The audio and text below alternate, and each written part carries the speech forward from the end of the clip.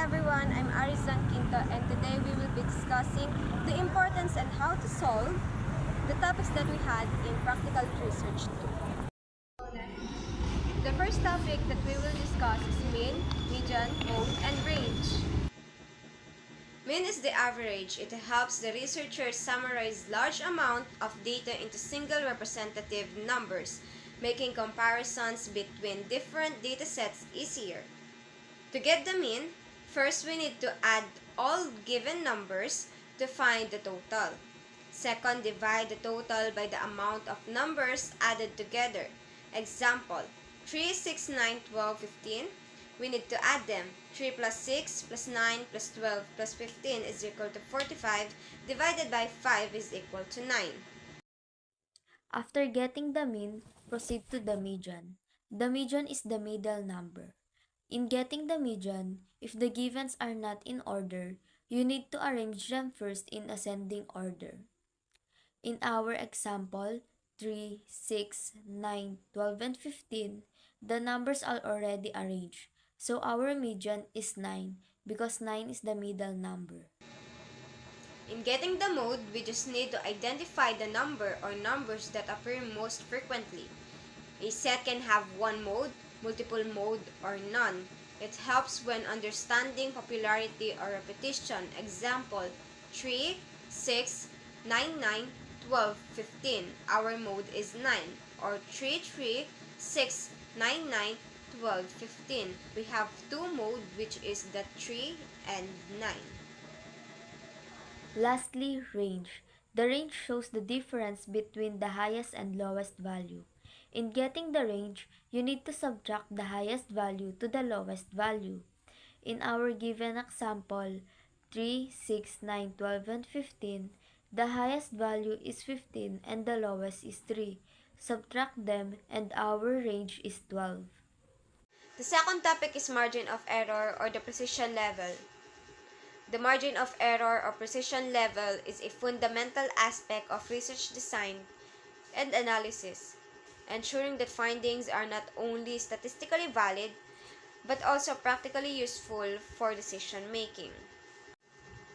In solving the margin of error or the precision level, the sample size is small letter n and the bigger N is symbolizing the population.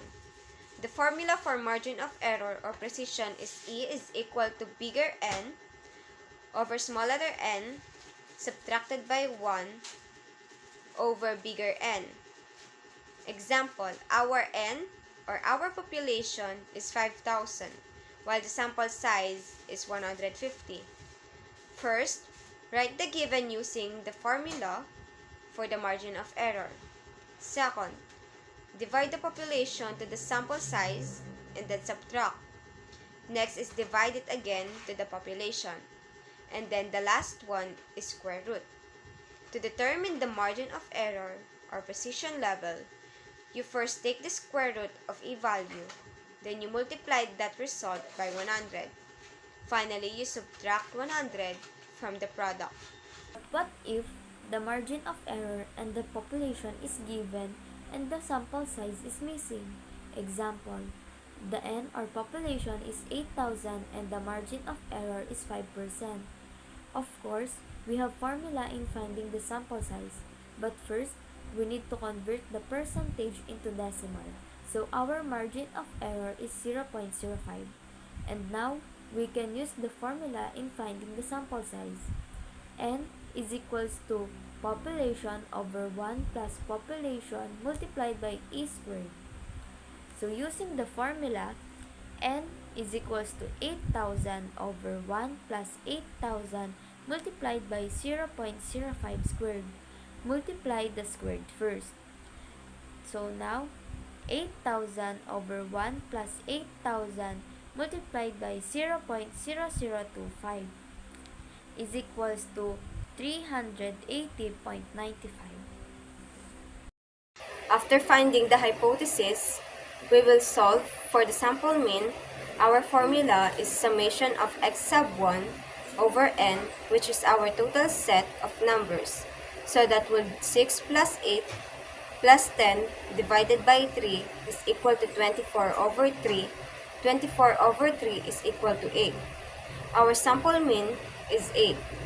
After sample mean, we will proceed to standard deviation formula. For the standard deviation is equal to square root summation x sub 1 subtracted by the sample mean squared over n minus 1. After knowing the formula, we will substitute our given. So that will be square root of 6 subtracted by 8 squared plus 8 subtracted by 8 squared plus 10 subtracted by 8 squared over 3 subtracted by 1. That will be negative 2. Squared, 0 squared, and 2 squared over 2. So it will be square root of 4 plus 0 plus 4 over 2 is equal to square root of 4. The square root of 4 is equal to 2. 2 is our standard deviation. After getting the sample mean and the standard deviation, we will proceed to the one sample t-test. Our formula will be observed mean subtracted by assumed mean over standard deviation over square root of sample size. So substitute the given, so that will be 8 subtracted by 7 over 2 square root of 3. 8 subtracted by 7 is equal to 1. After subtracting, we will get the square root of sample, which is the 3. After getting the square root of 3, we will divide the standard deviation and the sample size. So 2 over 1.732 is equal to 1.155, and then we will divide 1.155, that will be 0.866. So our one sample t-test is equal to 0.866. After getting the one sample t-test, we will determine the degree of freedom. So df is equal to n minus 1. 3 subtracted by 1 is equal to 2. So the 2 in t table is equal to positive negative 4.303.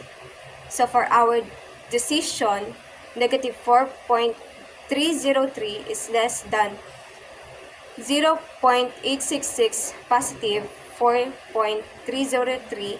So our null is approved. Our next topic is one sample t-test.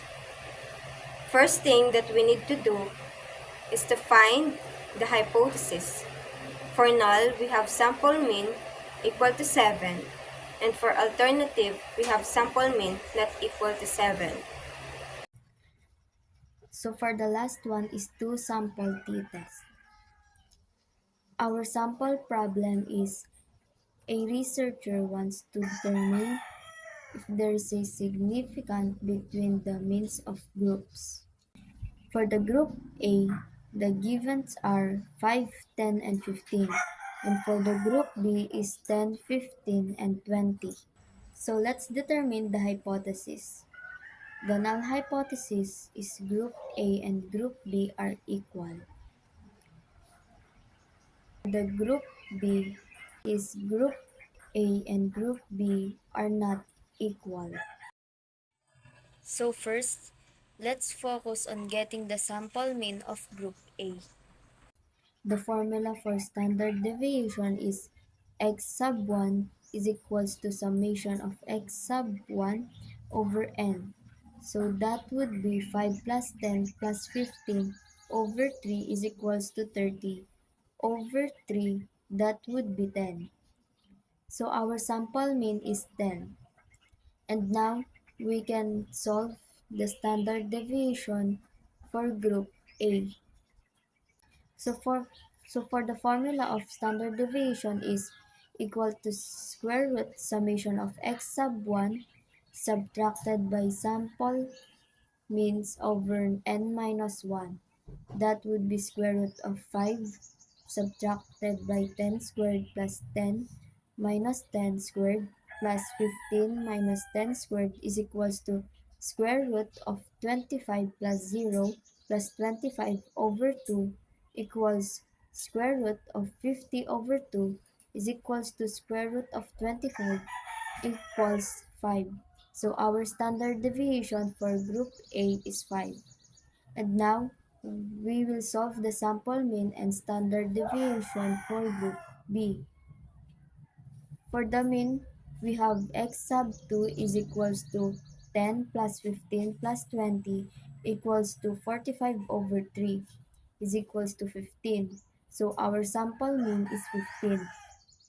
So for the standard deviation of group B is square root of 10 subtracted by 15 squared plus 15 minus 15 squared plus 20 minus 15 squared over 3 minus 1.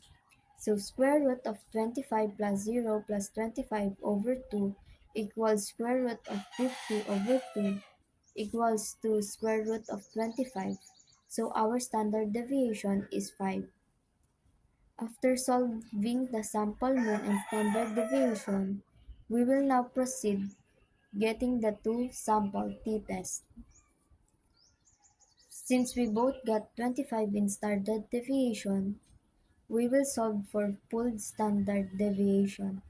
Our formula is SP equals square root of total number of data 1 subtracted by 1 multiplied by standard deviation plus set of numbers in group 2 subtracted by 1 multiplied by standard deviation over total set of number of group 1 plus total set of number of group 2 subtracted by 2. So let's substitute our given. SP is equals to square root of 3 minus 1 multiplied by 25 plus 3 minus 1 multiply 25 over 3 plus 3 minus 2 is equals to square root of 2 multiplied by 25 plus 2 multiplied by 25 over 4 equals square root of 100 over 4 is equals of square root of 25 equals 5. 5 is our pooled standard deviation. After getting the SP, we will proceed in getting two sample t-tests. Our formula is T is equals to observed mean of first sample subtracted by second mean of first sample over SP multiplied by square root of 1 over sample size of first sample plus 1 over sample size of second sample. Substitute the values that would be t is equals to 10 subtracted by 15 over 5 multiplied by square root of 1 third plus 1 third 10 minus 15 is equals to negative 5 over 5 multiplied by square root of 2 third. We, we will write 2 third in decimal form and that would be 0.6667. And then after getting the decimal form of 2 third, we will proceed in getting the square root of 0.6667. So our answer will be 0.8165 and then multiply it by 5, that would be 4.082. So negative 5 over 4.082 is equals to negative 1.225. That would be our two sample t-test. Degree of freedom formula is degree of freedom is equals to n sub 1 plus n sub 2 subtracted by 2. Substitute the given. 3 plus 3 subtracted by 2 is equals to 4. The 4 in t table is equivalent to positive negative 2.776. For the decision, negative 2.776 is less than to negative 1.225 is less than to positive 2.776. So the null is approved.